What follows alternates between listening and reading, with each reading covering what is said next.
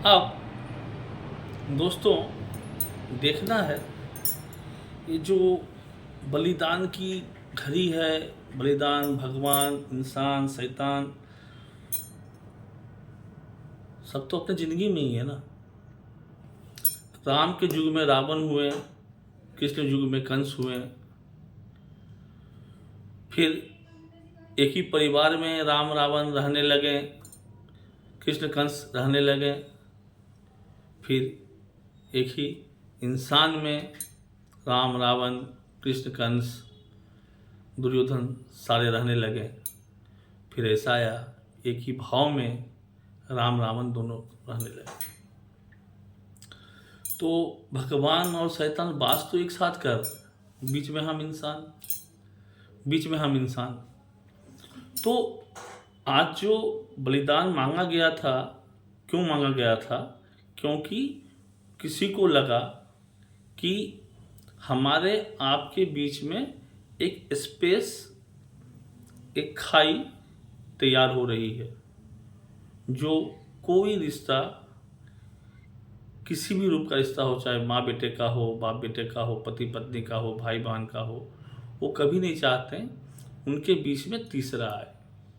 भगवान भी नहीं चाह रहे थे, लेकिन इच्छाएं पूर्ति भगवान ही करते हैं।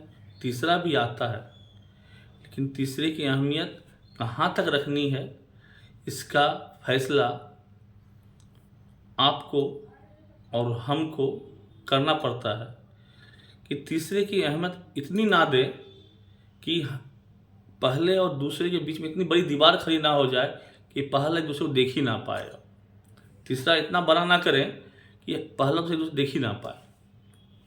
जब ऐसी परिस्थितियाँ आती है तो ये लोग एक दूसरे से चाहते हैं कि ये इंसान उस चीज़ को छोड़े, वो इंसान उस चीज़ को छोड़े, वो इंसान उस व्यक्ति को छोड़े, वो इंसान उस काम को छोड़े।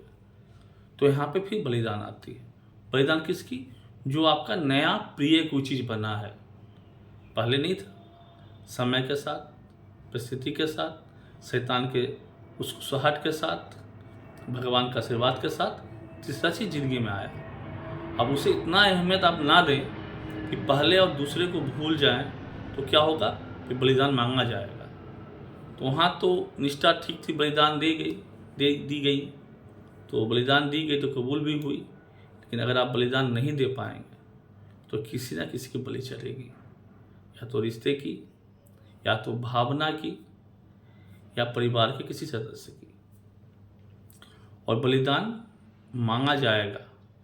वहाँ तो भगवान सपने में कहा था, यहाँ कहने वाला कोई नहीं होगा, ये वक्त अपने आप बलिदान ले लेगी। जिंदगी के जब जब कदम आप बढ़ाएंगे, हर मोड़ पे ये चीज़ दिखाई देगी आपको। और उस हर नाजुक मौके पे एक इंसान की तरह, एक निष्ठा की तरह भावना को रखते हुए आपको बलिदान की सीमा और किसे कितना दूर तक आने देना है हमारे हृदय के अंदर तक, उसकी सीमा ये आपको तय करनी है। और आप तय नहीं करेंगे तो कोई और तय करेगा, तो आपकी सीमा रह नहीं जाएगी, सीमा टूट जाएगी और फिर उसे आप ले ना पाएंगे।